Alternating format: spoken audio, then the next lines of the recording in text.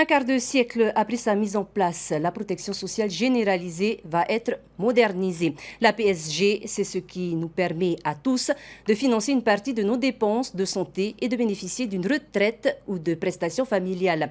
Mais aujourd'hui, les caisses sont vides et le pays qui vient de contracter 2 prêts annonce qu'il n'y en aura pas de troisième. Quelle réforme pour la protection sociale et qui s'apprête à payer quoi ? Laure Philibert et Esther Parot-Cordette nous en disent plus sur ces questions soulevées lors d'une conférence de presse en fin de matinée. Un Polynésien sur 6 est aujourd'hui inscrit en longue maladie. C'est par ce constat édifiant qu'ont débuté les annonces autour de la réforme de la protection sociale généralisée. Car avec 47 000 carnets rouges, dont le coût de prise en charge est 11 fois supérieur à un ressortissant classique, les dépenses de santé explosent. Et leur évolution est plus rapide que celle du nombre de bénéficiaires. Le vieillissement de la population va creuser le déficit, une situation déjà pointée du doigt par le CESEC et Luc Tapeta depuis plus de 10 ans.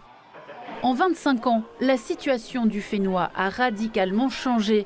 L'évolution démographique de la Polynésie est similaire à celle de la métropole sur les 120 dernières années. Pendant ce temps-là, le nombre d'emplois salariés peine à retrouver son niveau d'avant la crise de 2008. 80 000 actifs portent actuellement le financement de ce système de protection sociale généralisée, conjointement bien sûr avec les entreprises. Mais avec la crise sanitaire et sociale que nous rencontrons, ce sont 3 000 emplois qui ont été détruits.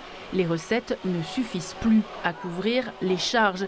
Au total, en 2 ans, 24 milliards de francs ont été prêtés à la CPS pour soutenir les prestations de santé et de retraite, une somme qu'elle va devoir rembourser.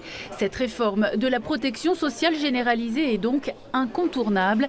Elle va s'accompagner d'une réforme de la gouvernance de la Caisse de prévoyance sociale avec un conseil d'administration qui passera de 65 à 15 administrateurs. Une gestion non plus par régime mais par risque d'ici 2023. Un comité stratégique de la protection sociale universelle sera mis en place en cours d'année prochaine, une année qui débutera, cela a été annoncé ce matin, par des assises de la santé.